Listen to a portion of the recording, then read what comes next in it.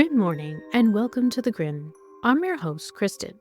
On today's episode, we'll be opening the gate and entering Myles Standish Burial Ground, located in Duxbury, Massachusetts. So grab your favorite mug, cozy up, and let's dig into history.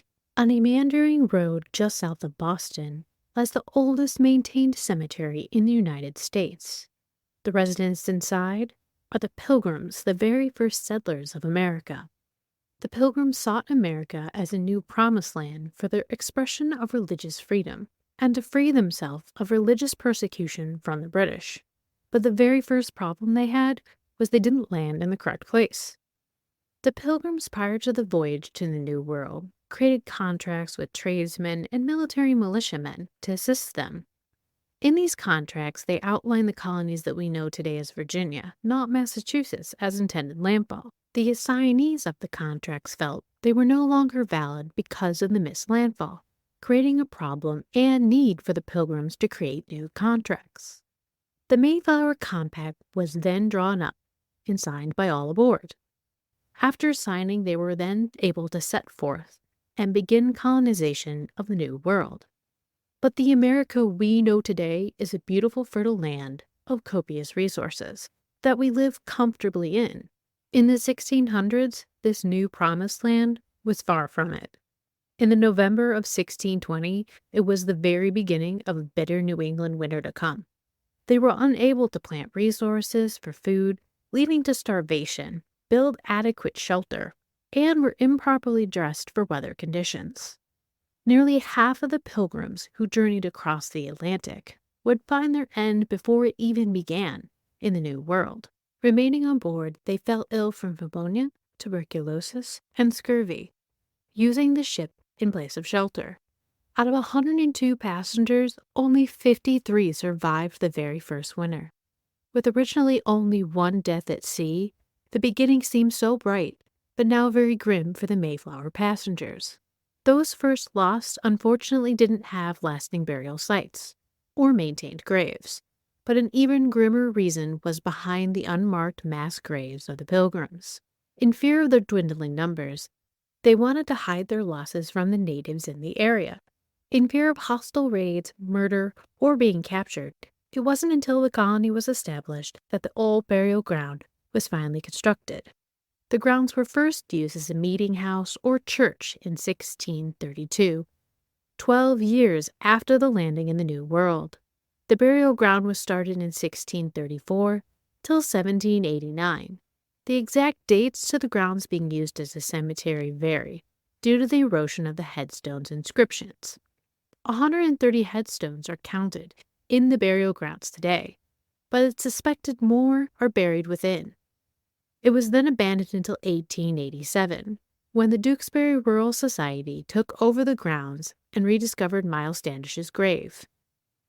The cemetery, almost lost from history, neglected until perchance gave it and the residents inside the recognition they deserve in history. Before movies, books, and poetry often created a public fascination with periods of history. Much like today, the public's curiosity of one story leads to others or an insatiable need to know more about the character's true history. The courtship of Myles Standish was one of the sparks that restarted the public's obsession with early colonial America. Published in 1858 by an American poet, Henry Wadsworth Longfellow, the poem was about a historical love triangle set in the early years of the Plymouth colony. Settlers Captain Myles Standish and John Alden vied for the affections of the beautiful Priscilla Mullins. Longfellow further intrigued the public with the claims that the poem was based off a true story, passed down from oral history within his family. He was a descendant of Priscilla Mullins himself, which strengthened his poem's authenticity. His claims have so far been inconclusive by historians, yet the characters are very real, and his story has many nonfiction aspects taken from history. So far, this might sound like an American elementary history class, but it really is when you're walking in Myles Standish Burial Grounds. I know myself, being a non-native of New England, to not remember the details of the Mayflower from my school days. But when we are learning and visiting the grounds of the Pilgrims, It proves to be fascinating for my older self. Captain Myles Standish, to many New Englanders familiar with Massachusetts, is a well-known name for roads, monuments, and state parks. He was a military English officer who was hired to assist the Pilgrims in military defense and starting an administration in the New World. Standish was elected as the first commander of the Plymouth militia and was re-elected for the rest of his life going forward. He led raids against the natives, was an assistant governor from the colony from time to time, who traveled back to England as a colony representative, and even served as its treasurer. Many recognize him as a great military leader, but were deeply troubled with the brutality he unleashed on the natives, as they found it very unnecessary. The popularity of the poem depicts Standish as a timid romantic. And spoiler alert, he did not win Priscilla's affections, but this had many fans forgetting his brutal actions against the natives. He retired from the military, but assisted the Pilgrims in an advisory capacity in the administration. But more interestingly, he never joined their church, or no evidence exists that he ever did. He was a vital person in the establishment of America. Yet when Longfellow published his poem, the old burial ground of Standish's and other Mayflower passengers' final resting place was dilapidated, overgrown, and even used by livestock to graze. The public's interest in the poem led to the rediscovery of the cemetery, but also its need to be restored. This was around 1878. The popularity of the poem led people to wonder where Standish was buried and what happened to his final resting place. The Duxbury Royal Society was ahead of the restoration of the cemetery. Finding Standish's, Almond's, and Mullen's graves were extremely important to the public. Standish's grave was located along with his family and exhumed for a more fitting proper burial for the first commander of the Plymouth militia. But during restoration, his body was exhumed a total of 3 times, the final in 1930. When a time capsule was placed in the burial chamber, leading many to wonder when a 4th time might occur.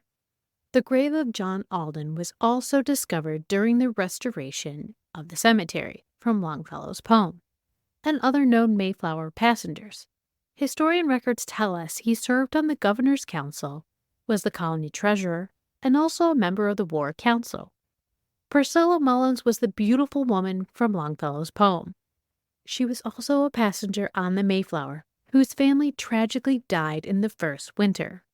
Her brother, father, and stepmother all passed away. She was left orphaned in the New World. She then married John Alden, and they were the 3rd couple to be married in the colony, from history records. Alden's headstone marks his grave, but Priscilla's gravesite is unknown. Next to his is a headstone to commemorate her memory, placed during the restoration of the cemetery. The graves of other passengers surround the burial site, as noted as passengers or assignees of the Mayflower complex. Revolutionary soldiers are rumored to be buried on the grounds, but their graves are unmarked or lost from age. One key attribute when visiting the cemetery that might take a moment to realize for a visitor is how large it feels. The unusual feeling of space is a highly chilling reminder to visitors of 400 years since passed with the cemetery, almost lost to time. The burial ground is also the first to have a funeral ceremony in America. In 1697, Pastor Ichabod Wiswell officiated the burial of Captain John Alden, John and Priscilla's son. We then see in history more elaborate burials and memorials take place once the establishment of the colony starts thriving. The first meeting house is remembered by square stones separating each corner as a marker to define where it once stood. The lack of replication is more impressive than if it was recreated standing before you. Hauntings and ghosts are not widely known in the Standish burial grounds. The lack of fame at being forgotten over the years have blessed the cemetery with the ability to go by untraveled by many, and the souls left unbothered. At first, Myles Standish Burial Ground might not seem like much, but once visitors start taking in the souls laid to rest within, we realize exactly how important this burial ground is. Mistaken as a park, or unnoticed by many, who'd rather visit Plymouth Rock, it's easy to see how often it's forgotten in history. For now we wait to see when Captain Myles Standish might be exhumed again for the 4th time, bringing historical attention back to Myles Standish Burial Ground. Until then, we find ourselves at one of the local coffee shops, grabbing some grinds before we enjoy the tranquility of the graves unnoticed by many. The grave grind for Myles Standish Burial Ground was an iced double mocha latte from French Memories in Duxbury, Massachusetts, around the corner from the burial ground. Please visit the crypt at the-grim.com for more honorary grind mentions in the area. For now, we're closing the gate on Myles Standish Burial Ground. We hope you enjoyed our dig into history. If you did, subscribe today and join us next time when we open the gate on the Grim.